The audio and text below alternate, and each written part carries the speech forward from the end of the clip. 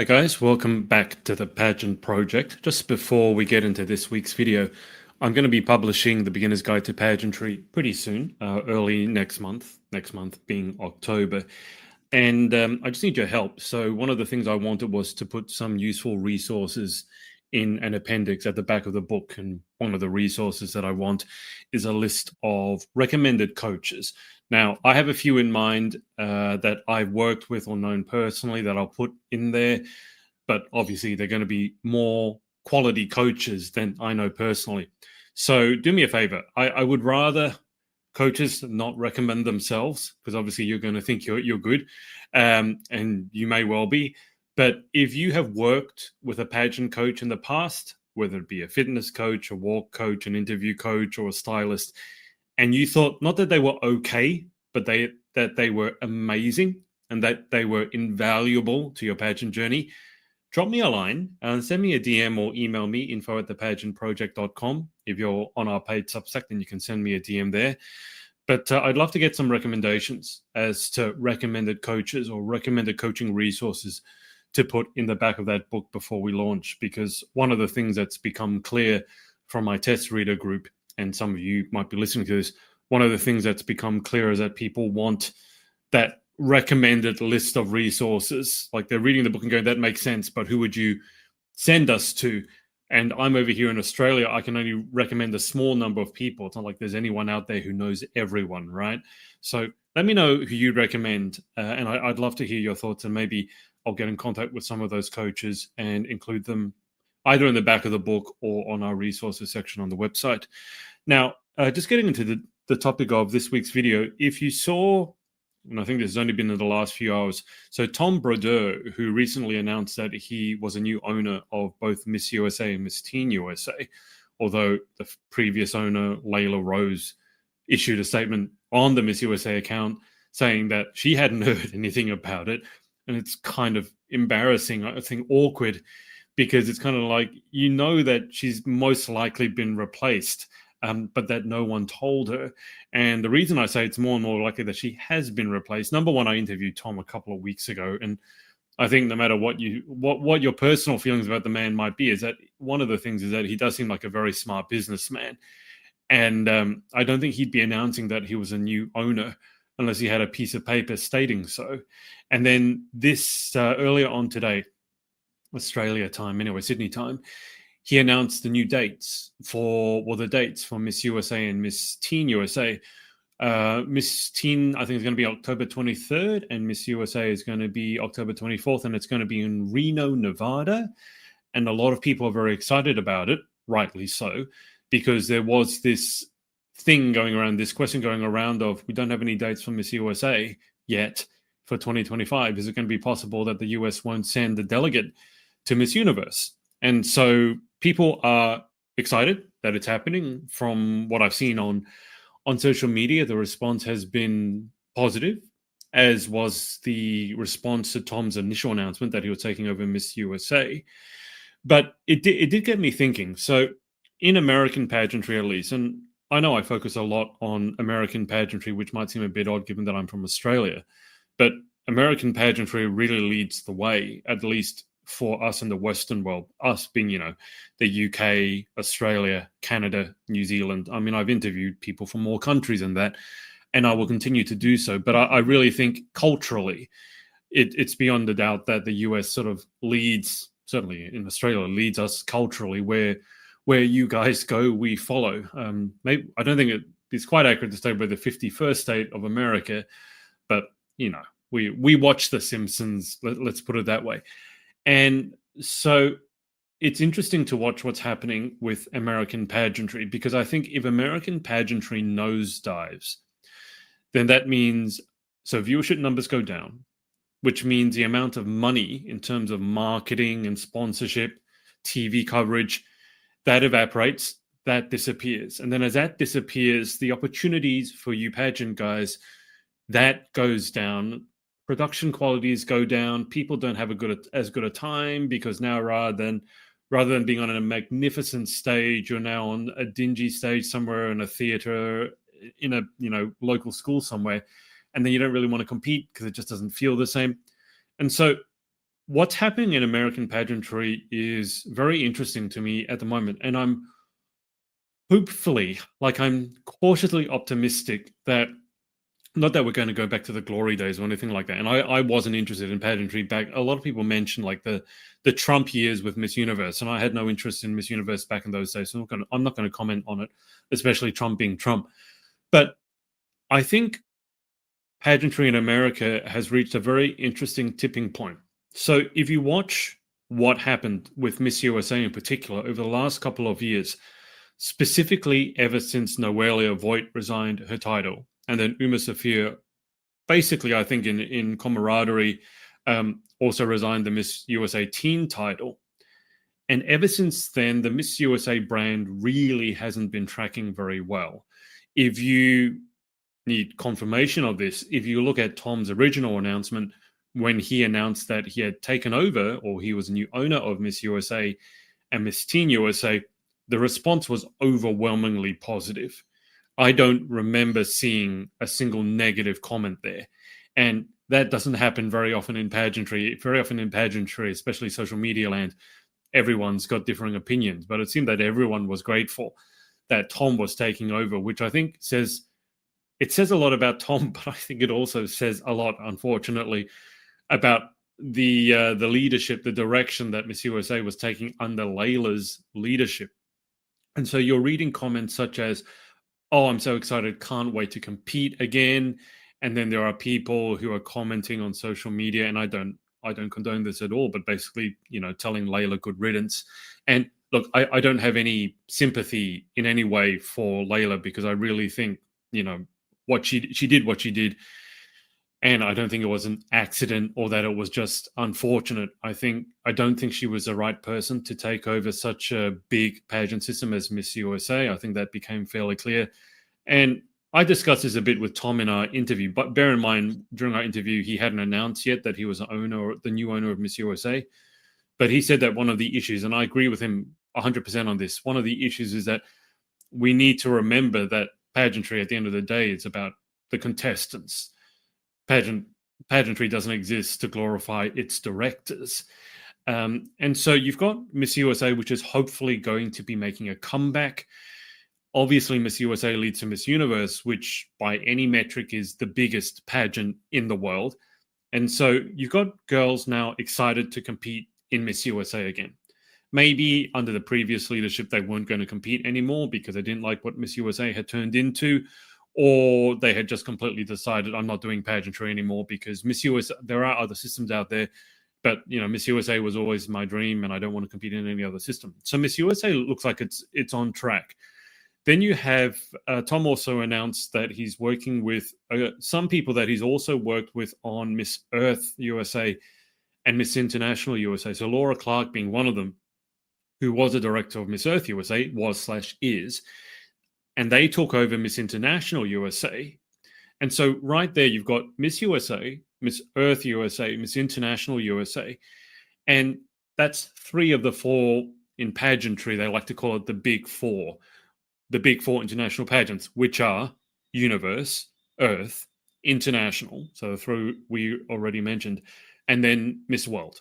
So the only one that group doesn't have, at least at this stage, is Miss World. And, I'm not going to say everything. You can't find anything that's run perfectly. But by and large, I think that group, that leadership is going to trend positively. I think girls are excited to see what's going to happen. I'm cautiously optimistic.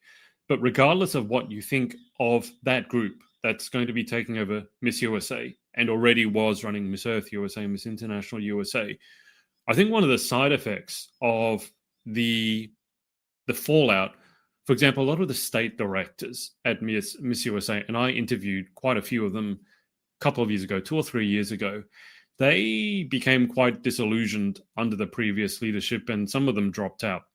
And so, for example, if you know RPM Productions, they started up their own pageant, which is Miss All American, and they revived, as I understand it, the Miss Teen All American. So I think Miss Teen All American existed before, or maybe it's the other way around. Miss All American existed before, and they revived the brand and then added the teen or the Miss division.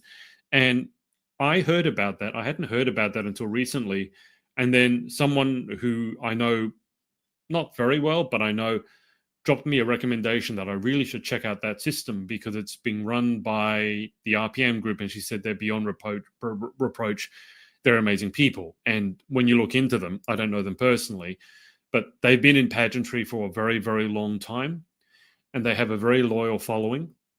When they had their first national pageant recently, I think both Noelia Voigt was there, and I think Uma Sophia was there as well. So I think that's a vouch of a vote of confidence in their leadership. So you've got Miss All American. Then you've got, I've spoken multiple times about Miss Volunteer America.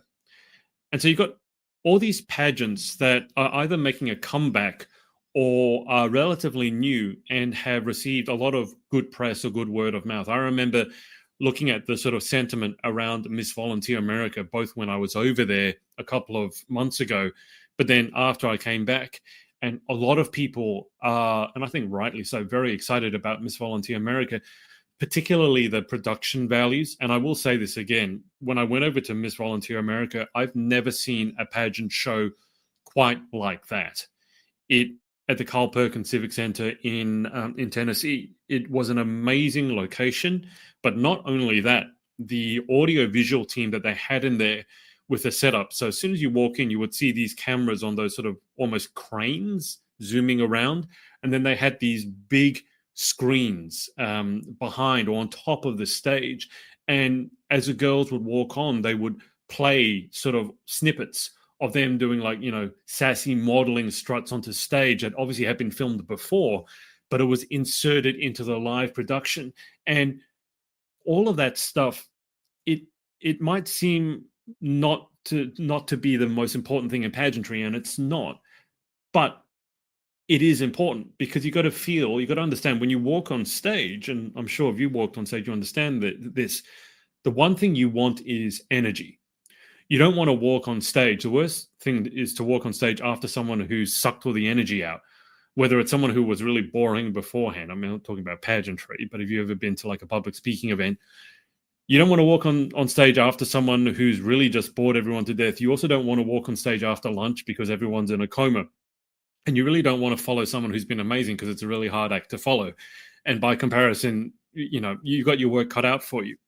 But those production values at Miss Volunteer America, I've said in the best way, were insane. And so it gives the girls something to look forward to, because let's face it, yes, you do the advocacy, yes, you've got the platform, yes, you're volunteering all your time. You would like to have your moment on stage, right? And you would like the stadium to be big, the venue to be big, you'd like it to be packed, and you'd like a nice production value to go along with it so that either you have the video for keepsake for yourself, or your friends and family who aren't there in person get to watch it. And it's not just some, mobile phone that's propped up on the judge's desk somewhere and they forgot to turn it off, and it keeps going after the stage after the event's long over. So my point is, you've got a lot of these, you've either got systems that are reviving or look like they're on their way back, such as Miss USA, or you've got these newer systems cropping up, such as Miss Volunteer America or Miss All American. And so looking ahead to next year, I'm wondering whether this is going to be a new age of American pageantry. I don't think pageantry is ever going to get back to what it was culturally 20, 30 years ago. But I think if you're living over in America and you're interested in entering a pageant maybe next year, I think you have more choice than ever before. And I'm more cautiously optimistic than I've been about pageantry in a long time. I keep my finger on the pulse of pageantry mainly through talking to you guys. I mean, I've done so many interviews, and it's one of the reasons I continue to do it, even though a one-on-one interview for an hour or 2 hours is not scalable and takes a lot of time. But I find one of the things it gives me, aside from meeting amazing people and connecting with them, getting to find out more about them and sharing their story, one of the things it enables me to do is keep my finger on the pulse of pageantry in a very real way. Because it's not just the interview, it's also the conversations behind the scenes. And I think, and so for example, one of the things I'm going to be doing, so tomorrow I'm interviewing my first title holder from the Miss All American system, the teen American system anyway. Going to be super excited to find out about that. She has nothing but good things to say about that. I know their title holder, the Miss Teen All-American title holder, followed me, so I'll be also named Noelia. Noelia seems to be a very popular name in pageants, at least for the title holders. So I'll be reaching out to her to see if we can organize an interview, and then hopefully branching into the Miss side of things. And I'm excited about this because I think for the first time in a long time, there are actually genuine options out there. If someone was to ask me from America, which pageant should I enter, there are actually some systems I might start recommending now.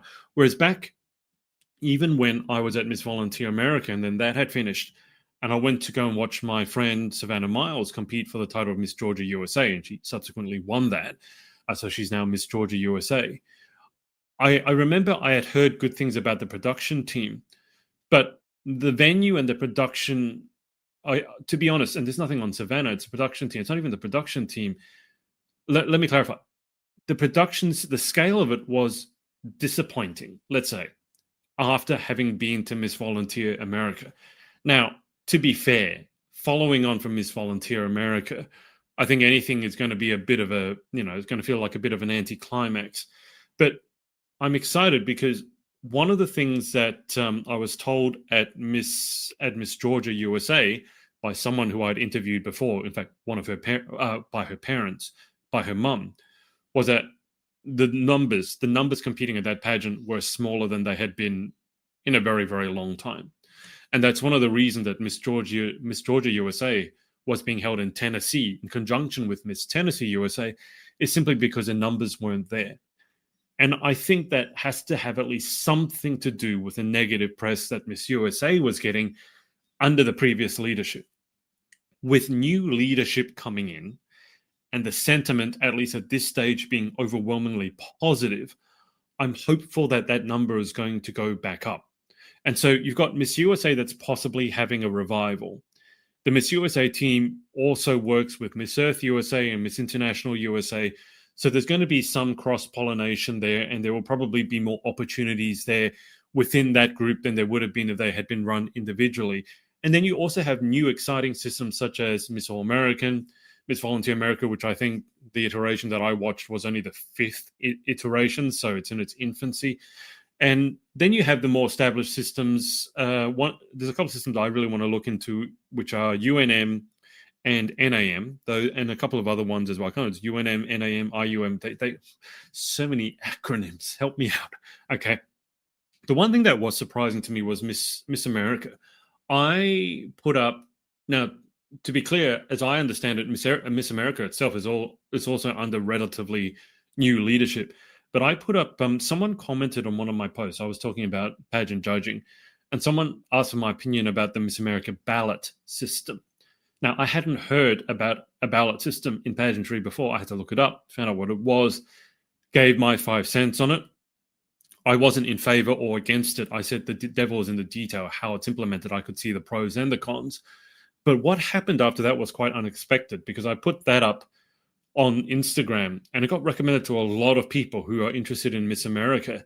And within the last just 24 to 48 hours, I got, I think, 4 or 5 messages from people I'd never heard from before, DMs behind the scenes saying, I saw your reel, and then telling me the horror stories their daughters had been through, or asking me for my thoughts on certain practices that were happening within the Miss America system, which that's never happened to me before. I've never put up sort of a random, I guess it wasn't a random post. Obviously, I was talking about the Miss America ballot system.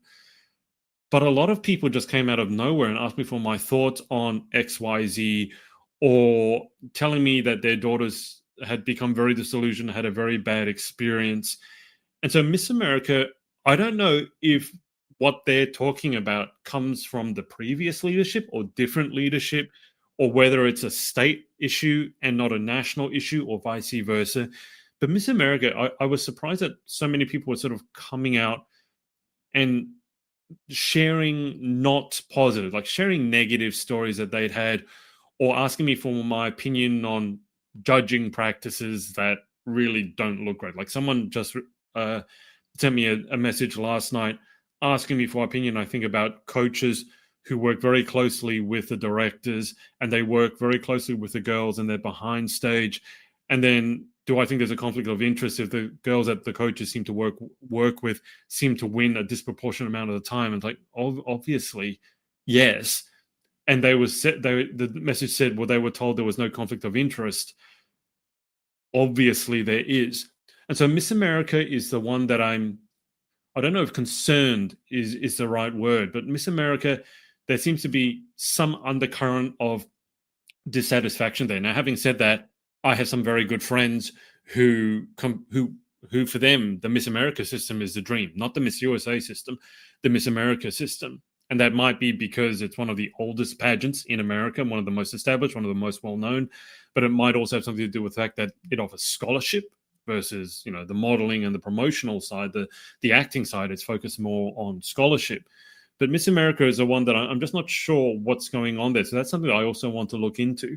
But I think overall, the landscape of pageantry in America is looking more positive for next year and the years beyond. I'm more optimistic about it than I have been in a long time. And again, I think where America goes, at least Western countries are going to follow. Pageantry in countries such as Venezuela or Philippines, I don't know anything about it. And so I'm not going to share my opinions about that because that's not where my focus lies. I've really been my focus initially was on Australian pageantry. I think that makes sense. I'm from Australia. Then it branched into the UK and now, branch into the US. But again, I think where the US follows, if there's a thriving pageant culture in the US, and not only that, but we have title holders who are doing legitimately good work and title holders who legitimately inspire, and there's not a lot of controversy around it, then I think that can only mean good things for pageantry, both in my own country of Australia and countries such as the UK. So I'd love to hear your thoughts about it. Like, are you considering entering a pageant in 2026? Are you feeling, like myself, more optimistic about pageantry in America than you have in a long time? Are you still going to stay out of it to see what happens? Or do you think what's happening at the moment is a bad thing? Everyone's entitled to their own opinion. And also, if you know something if you have any thoughts on Miss America, let me know, because that really sort of, I still haven't quite figured it out. Like, why are there so many people messaging me about sort of dissatisfaction with the Miss America system? Because it is one of the, along I think with Miss USA, I think it's one of the two most established brands in America. Because America, you guys, you do things slightly differently. So whereas Miss Earth or Miss International might be one of the big four pageants internationally, really in America it's been USA and Miss America. That's distinct to Miss World America. Again, every pageant has the same name. But let me know your thoughts. And let me leave it there. Hope you have an amazing week. As I said, if you have a coach that you worked with who you'd highly recommend, not just a coach that's been okay, but one that you highly recommend, let me know. And I'd love to include them in the resources section of the book. I'll reach out to them. But let me know if you've worked with an amazing coach, because obviously I only have my experience, but I'm just one person. So I'd love to know your thoughts as well.